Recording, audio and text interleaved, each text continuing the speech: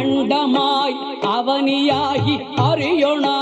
பொருளதாகி தொண்டர்கள் குருவுமாகி புகழறு தெய்வமாகி எண் திசை போற்ற நின்ற என்னருள்